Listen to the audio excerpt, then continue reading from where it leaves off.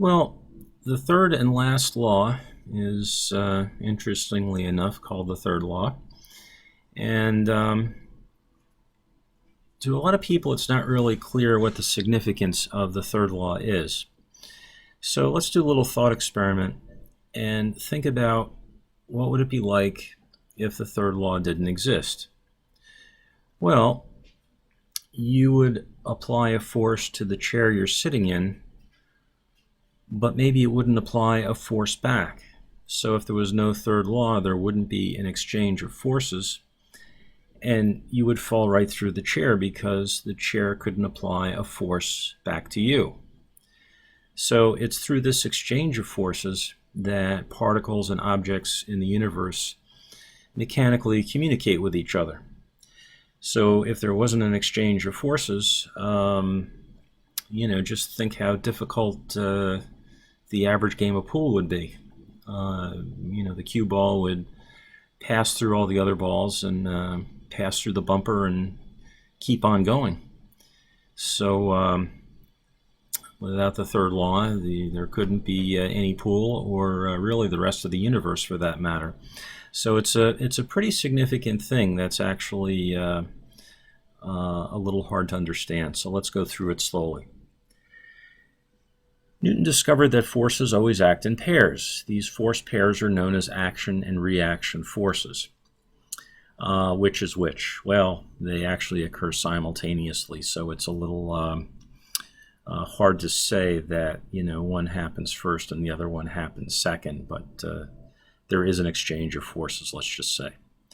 Newton also observed that the forces in action-reaction pairs are always equal in magnitude but opposite in direction. They also occur on, they act on different objects, right? So I'm sitting in the chair, I'm applying a force to the chair, and the chair is applying a force back to me. So because they don't act on the same object, they don't cancel to zero. Remember, that was our criteria for equilibrium one video back. So that's not the case here. These forces are acting on different objects, so they don't cancel out. This is not an equilibrium condition. So even though action and reaction forces are of equal strength, they don't necessarily produce the same acceleration on objects involved in the interaction. The acceleration also depends on the object's masses, right? So if you're driving along on the highway and a bug hits the window, because of the difference in masses, right? The force is exactly the same. The force with which the car hits the bug and the bug hits the car exactly the same.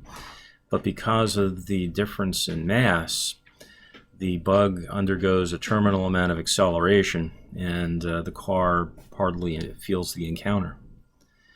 Action and reaction forces do not cancel out since each force acts on a different object. Okay, we already mentioned that.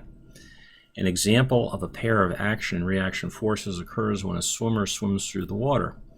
By pushing backward on the water, the action force, the water exerts a reaction force on the swimmer that is directed forward and enables the swimmer to move through the water. Okay, I hope that makes the third law a little more understandable. Remember, they always act on different objects. They occur in pairs. They're equal in magnitude but opposite in direction.